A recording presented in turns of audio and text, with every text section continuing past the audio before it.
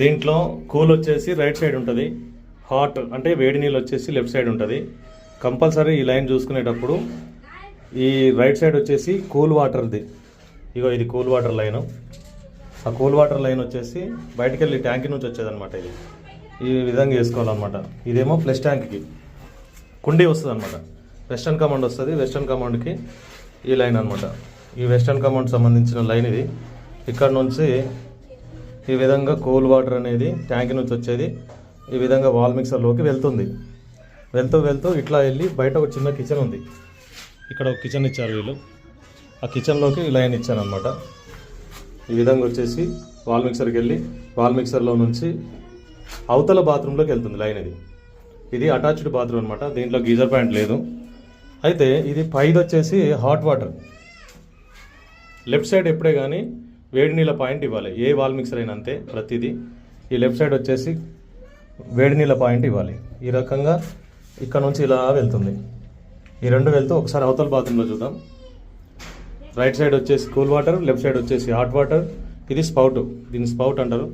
ఇదేమో ఇక్కడ బకెట్ నీళ్ళు పట్టుకోవడానికి. ఇదేమో ఆపరేటింగ్. ఇట్లా రైట్ అంటేనేమో కూల్, లెఫ్ట్ అంటేనేమో హాట్.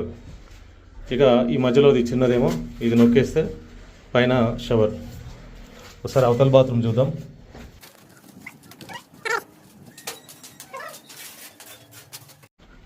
ఆ బాత్రూంలో నుంచి 2 లైన్లు వచ్చినాయి కదా.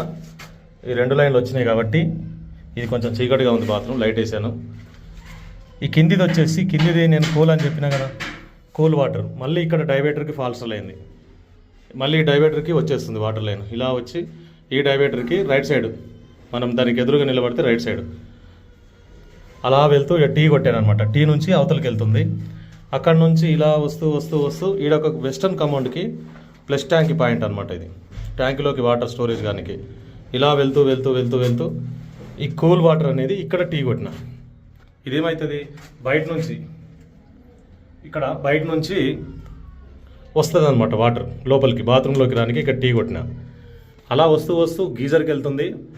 గీజర్ స్టోరేజ్ అవుతుంది. ఇక్కడ గీజర్ ఫిట్టింగ్ అవుతుంది. గీజర్ స్టోరేజ్ అయ్యి గీజర్లో నుంచి హాట్ వాటర్ ఇలా వస్తుంది.